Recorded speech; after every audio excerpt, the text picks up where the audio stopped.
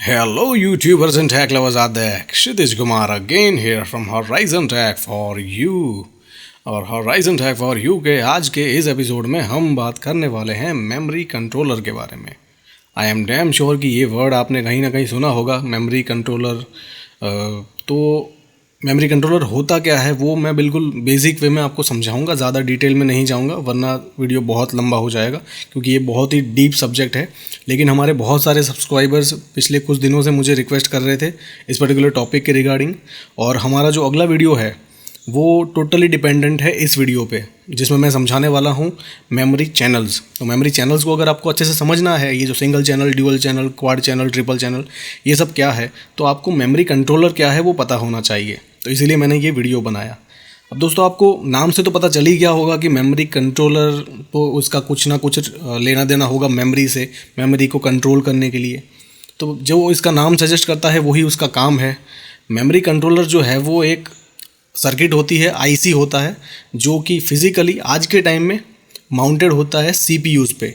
लेकिन पहले के टाइम में क्या होता था, आज के टाइम में ये मॉडर्न सीपीयूज़ में, आज के ज़माने में ये सीपीयू पे माउंटेड होता है फिज़िकली, उस चिप पे, उस प्रोसेसर पे अंदर होता है, ठीक है। लेकिन पहले के टाइम में ऐसा नहीं था। पहले के टाइम में ये जो मेमोरी कंट्रोलर है वो माउंटेड होता था फिज़िकली चिप सेट पे, यानी कि मदरबोर्ड पे। लेकिन आज ऐसा नहीं होता, आज उसे सीपीयू पे ही लगाया जाता है फिज़िकली, ठीक है। तो इसका काम क्या होता है, मेमोरी का मैनेजमेंट, सारा का सारा जो मेमोरी का मैनेजमेंट है, सीपीयू को जितना भी डेटा चाहिए होता है रैम से। रैम का काम क्या है पहले आपको ये पता होना चाहिए, अगर हम नहीं पता है तो रैम वाला वीडियो देख लीजिए। रैम का काम यही है सिस्टम में कि प्रोसेसर को जितना भी डेटा चाहिए होता है प्रोसेस करने के लिए, वो सारा का सारा डेटा टेम्पररी बेसिस पे रैम में रहता है, ठीक है। तो रैम को जो भी इनपुट चाहिए वो भी उस रैम से मिलेगा, और प्रोसेसर जो आउटपुट देता है वो भी उस रैम को ही रिटर्न करेगा। तो जैसे एक एग्जांपल के लिए, जो रैम है वो आपके प्रोसेसर की पर्सनल असिस्टेंट है, ठीक है। तो अब इस रैम में अलग अलग इंडिविजुअल लोकेशन पे कुछ ना कुछ डेटा पड़ा होता है। अब इस हर एक इंडिविजुअल लोकेशन को एक्सेस करना और रैम से सारा डेटा मंगवाना और रैम को डेटा रिटर्न करना, ये जो सारा मेमोरी मैनेजमेंट है, ये काम इस मेमोरी कंट्रोलर के थ्रू किया जाता है।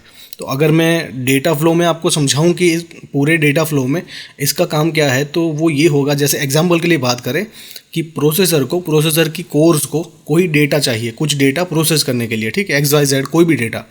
तो वो सारा का सारा डेटा जो है वो रैम में होगा, रैंडम एक्सेस मेमोरी, आपकी मेन मेमोरी, ठीक है, सिस्टम मेमोरी, उसमें पड़ा होगा। जितनी भी रैम है वहाँ पे डजन मैटर, जैसे 4 GB की रैम है उसमें कुछ डेटा पड़ा हुआ है, और प्रोसेसर जो है वो एक ड्यूअल कोर या क्वाड कोर प्रोसेसर है, उसको कुछ डेटा चाहिए। अब उसकी जो 2 कोर्स हैं वो डेटा जब उसे डिमांड करेगी तो वो पहले कैश मेमोरी, जो उसकी सीपीयू की जो कैश मेमोरी होती है प्रोसेसर की, उससे डिमांड किया जाएगा डेटा, ठीक है। अगर उसके पास डेटा है तो वहाँ से ही काम शुरू हो जाएगा। उसको प्रोसेसर को रैम के लिए वेट करने की ज़रूरत नहीं है कि रैम से डेटा आ जाए, जो मैंने अपने कैशिंग वाले वीडियो में समझाया था। और ये जो सीपीयू की जो कैश मेमोरी है, मतलब मैंने कैश मेमोरी का वीडियो बना दिया है ऑलरेडी, आपने देखा भी होगा, लेकिन मैंने ओवरऑल वहाँ पे कैश मेमोरी क्या है और कैशिंग का काम क्या है वो समझाया है। लेकिन जो सीपीयू की कैश मेमोरी है वो L1, L2, L3 और L4 कैसे वर्क करती है, उस पर मैं एक डेडिकेटेड वीडियो बनाने वाला हूँ। बहुत सारे यूज़र वो भी रिक्वेस्ट कर रहे हैं, तो वो वीडियो जब आएगा तो ये जो कॉन्सेप्ट है वो और क्लियर होगा। लेकिन अभी यहाँ पे इन शॉर्ट में समझा देता हूँ आपको कि जब प्रोसेसर को कुछ भी डेटा चाहिए होता है, उनकी प्रोसेसर की इंडिविजुअल कोर्स को, तो वो डेटा डिमांड किया जाता है L1 से। फर्स्ट ऑफ ऑल L1 से डिमांड किया जाता है, L1 का जो डेटा सेक्शन होता है, ठीक है, नॉट इंस्ट्रक्शन सेक्शन।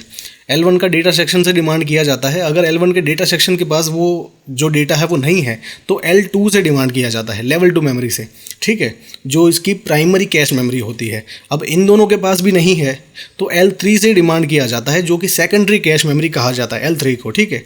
अब इन तीनों के पास डेटा नहीं है, यानी कि जो टोटल कैश मेमोरी है उसके पास डेटा है ही नहीं, तब जाके कंट्रोल दिया जाता है इस मेमोरी कंट्रोलर को। यानी कि डिमांड जो है या रिक्वेस्ट है डेटा की, वो इस मेमोरी कंट्रोलर के पास आती है कि भैया ये डेटा चाहिए, अब ये डेटा हमें मंगवा के दो।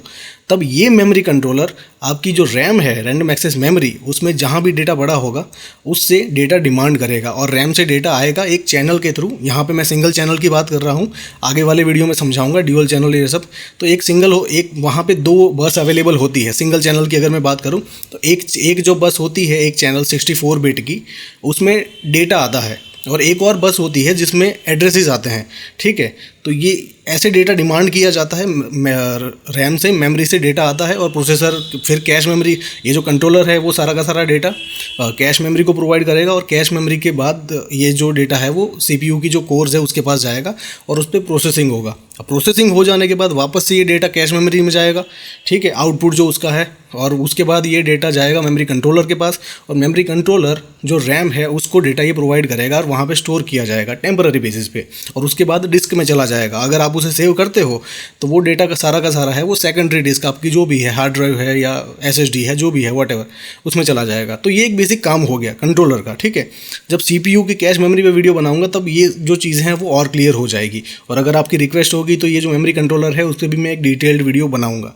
तो ये एक बेसिक काम होता है मेमोरी कंट्रोलर का। तो इन दिस एग्जाम्पल मैंने समझाया एक चैनल के थ्रू, ठीक है, एक सिंगल चैनल के थ्रू। तो आगे वाले वीडियो में इस मेमोरी कंट्रोलर की बहुत ज़्यादा ज़रूरत पड़ने वाली है, इसीलिए मैंने इस वीडियो को अलग से कवर कर लिया ताकि वो वीडियो ज़्यादा लंबा ना हो जाए और ये वीडियो भी ज़्यादा लंबा ना हो जाए। तो ये दोनों वीडियो इंपॉर्टेंट है, इस वीडियो को अच्छे से समझ लीजिएगा, ना समझ में आए तो दूसरी बार देख लीजिए।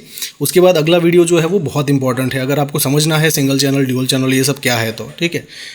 सो आई होप कि इस वीडियो में मैंने आपको जो भी समझाया आपको सब कुछ सही से समझ में आ गया होगा, लेकिन फिर भी कुछ इश्यू है, कुछ नहीं समझ में आया है तो मुझे पूछिए, मुझे बताइए, मैं आपको उसका सेटिस्फाइंगली आंसर करने की पूरी कोशिश करूंगा।